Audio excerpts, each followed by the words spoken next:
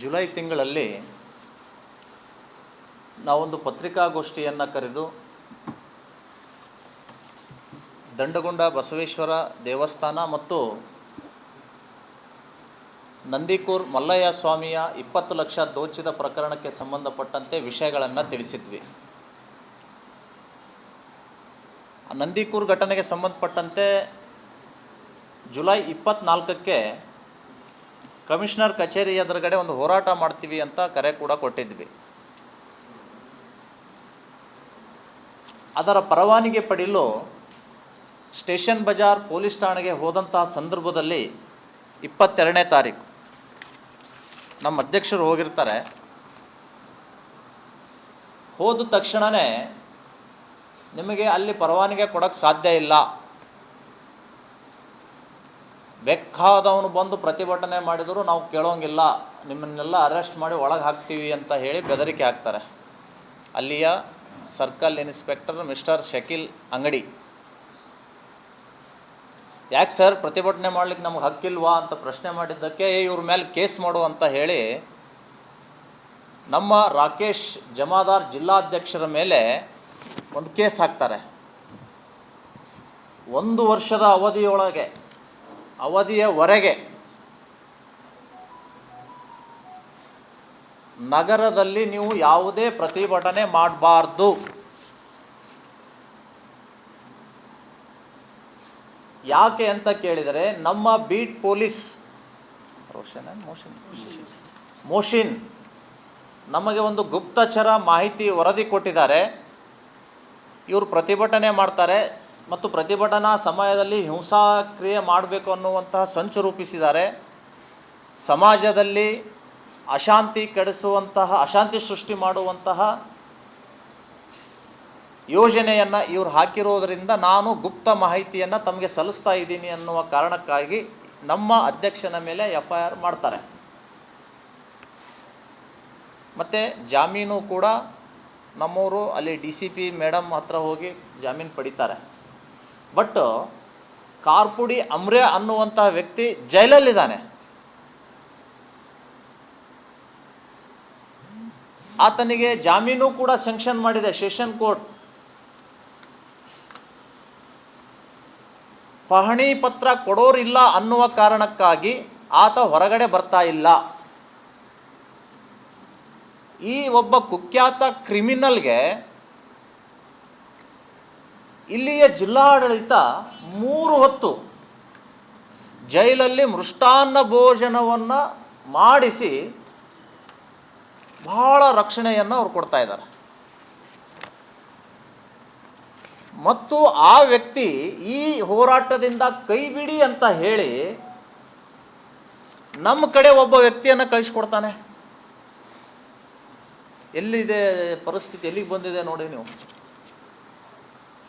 ದುಡ್ಡಿತ್ತು, ತೊಗೊಂಡದ್ದು ನಿಜ, ಖರ್ಚಾಗಿದೆ, ನನಗಿಲ್ಲಿದ್ದು ಸಾಕಾಗಿ ಹೋಗಿದೆ, ನಾನು ಹೊರಗಡೆ ಬರಬೇಕು, ಸ್ವಾಮಿಗಳಿಗೆ ಹೇಳಿ ಆ ಹೋರಾಟದಿಂದ ಹಿಂಸರಕ್ಕೆ ಹೇಳಿ ಅಂತ ನನಗೆ ಒಬ್ಬರು ಕಡೆಯಿಂದ ಹೇಳಿ ಕಳಿಸ್ತಾನೆ. ಇದು ನಮ್ಮ ಜಿಲ್ಲೆಯ ಬಹಳ ದೊಡ್ಡ ದುರಂತ. ಎರಡನೇ ವಿಷಯ, ಇತ್ತೀಚೆಗೆ ಕೇಂದ್ರೀಯ ವಿಶ್ವವಿದ್ಯಾಲಯ ಕಡಗಂಚಿ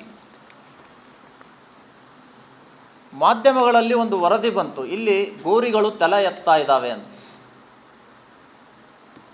ಆ ಸುದ್ದಿಯನ್ನು ಯೂನಿವರ್ಸಿಟಿಯಲ್ಲಿ ಇರಬಾರ್ದು. 10ನೇ ತಾರೀಕು ಆಗಸ್ಟ್ನಲ್ಲಿ ಅದನ್ನು ತೆರವುಗೊಳಿಸಬೇಕು. ಇಲ್ಲೇ ಹೋದರೆ ನಾವೇ ಅಲ್ಲಿ ಪ್ರತಿಭಟನೆ ಮಾಡಿ ಅದನ್ನು ಕರಸೇವೆ ಮುಖಾಂತರ ನೆಲಸಮ ಮಾಡ್ತೀವಿ ಅಂತ ಒಂದು ಎಚ್ಚರಿಕೆಯನ್ನು ನಾವು ಕೊಟ್ಟಿದ್ವಿ.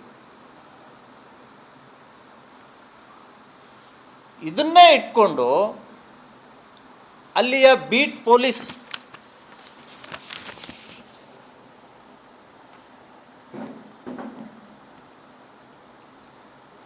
ಫಕೀರಪ್ಪ ಅನ್ನುವಂಥವರು ನಮ್ಮ ಹೇಳಿಕೆಯನ್ನು BTVಯಲ್ಲಿ ನೋಡಿದ್ರಂತೆ, ಇದರಲ್ಲಿ ಪ್ರಸ್ತಾಪ ಮಾಡಿದ್ದಾರೆ.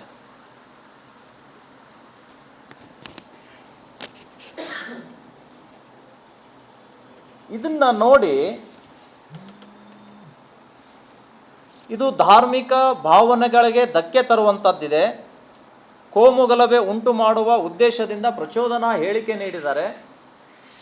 ಹೀಗಾಗಿ ನಾನು ನಿಮಗೆ ದೂರು ಕೊಡ್ತೀನಿ ಅಂತ ಹೇಳಿ ಅಲ್ಲಿಯ ನರೋಣ ಪೊಲೀಸ್ ಠಾಣೆಯ PSI ಅವರಿಗೆ ದೂರನ್ನು ಸಲ್ಲಿಸ್ತಾರೆ. ಇದರಲ್ಲಿ ಪ್ರಸ್ತಾಪ ಮಾಡಿದ್ದೇನು ಅಂದರೆ, ಇದು ನೂರಾರು ವರ್ಷಗಳ ಹಿಂದಿನ ಗೋರಿಗಳಾಗಿದ್ದೆ, ಅಲ್ಲಿ ಗೋರಿಗಳಿದ್ದಾವೆ.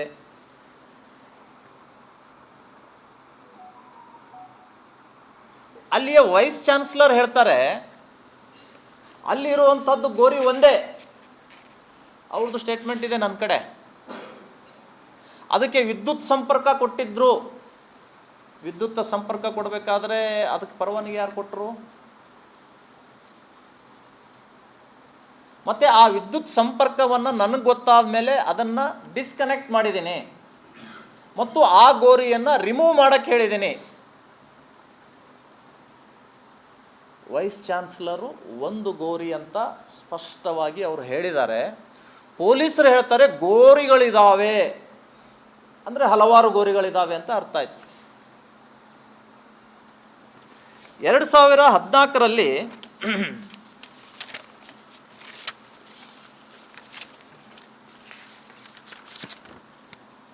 ಒಂದು ಗೂಗಲ್ ಮ್ಯಾಪ್ ಇದೆ. ಈ ಗೂಗಲ್ ಮ್ಯಾಪು ಈ ಭಾಗ ಗೋರಿ ಇರುವಂಥದ್ದು, ಒಂದು ಸಣ್ಣ ಪ್ರಮಾಣ ಗೋರಿ ಇದೆ.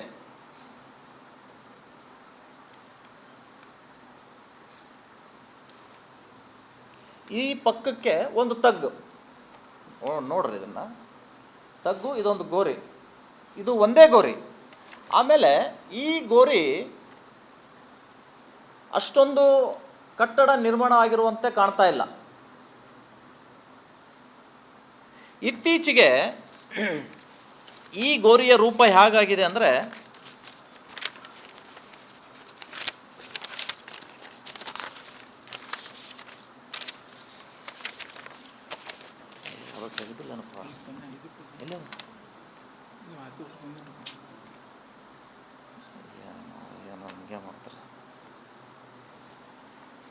ಈ ರೀತಿ ಬದಲಾವಣೆ ಆಗಿದೆ. ಸುಮಾರು 20-30 ಅಡಿ ಒಂದು ಫೌಂಡೇಶನ್ ನಿರ್ಮಾಣ ಮಾಡಿದ್ದಾರೆ. ಮೊದಲು ಇರೋದು ಸೆಂಟ್ರಲ್ ಇದೆ ಅಲ್ಲ, ಅದು ಗೂಗಲ್ ಮ್ಯಾಪ್ನಲ್ಲಿ ಏನಿದೆ ಅದು ಕರೆಕ್ಟಾಗಿದೆ. ಈಗ ಅದ್ರ ಸುತ್ತಲೂ ಫೌಂಡೇಶನ್ ನಿರ್ಮಾಣ ಆಗಿದೆ. ಇದ್ರ ಉದ್ದೇಶ ಮುಂದೆ ಕನ್ಸ್ಟ್ರಕ್ಷನ್, 4 ಕಡೆ ಗೋಡೆ, ಒಂದು ಕಡೆ ಬಾಗಿಲು ಮಾಡುವಂಥದ್ದು, ಒಂದೇನೋ ಅವ್ರದ್ದು ಪ್ಲ್ಯಾನ್, ಯೋಜನೆ ಇರಬೇಕು ಅಂತ ಅನಿಸುತ್ತೆ. ಇದು ವೈಸ್ ಚಾನ್ಸಲರ್ ಹೇಳಿರುವಂತಹ ಒಂದು ಗೋರಿ. ಆದರೆ ಇದೇ ಗೋರಿ ಅಲ್ಲ, ಈ ಪ್ಲ್ಯಾನ್ ಇದು ಯಾರು VC ಅವರು ಒಂದೇ ಗೋರಿ ಇದೆ ಅಂತ ಹೇಳಿದ್ದಾರೆ. ಅದನ್ನು ರಿಮೂವ್ ಮಾಡಲಿಕ್ಕೂ ಕೂಡ ನಾನು ಹೇಳಿದ್ದೀನಿ ಅಂತಲೂ ಹೇಳಿದ್ದಾರೆ. ಇನ್ನು ಇದನ್ನು ಫೌಂಡೇಶನ್ ಮಾಡಿ ಬರೀ ಗೋರಿಗಳಿದ್ದಾವೆ. ಇದು ಒಂದು, ಅದ್ರ ಪಕ್ಕಕ್ಕೆ ಒಂದು, 2 ಗೋರಿ.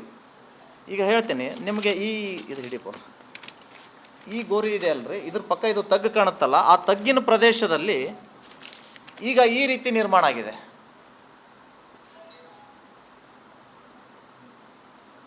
ತಗ್ಗಂತ ಆ ತಗ್ಗಿದ್ದಲ್ಲಿ ಪ್ರದೇಶದಲ್ಲಿ ಈ ರೀತಿ ಕಂಪೌಂಡ್ ಮಾದರಿಯಲ್ಲಿ ಕಲ್ಲುಗಳಿಟ್ಟಿದ್ದಾರೆ. ಇನ್ನೊಂದು ಕಡೆ ಅತಿ ಎತ್ತರ ಪ್ರದೇಶದಲ್ಲಿಯೂ ಈ ರೀತಿಯ ಕಲ್ಲುಗಳನ್ನು ಜೋಡಿಸಿದ್ದಾರೆ ನೋಡಿ.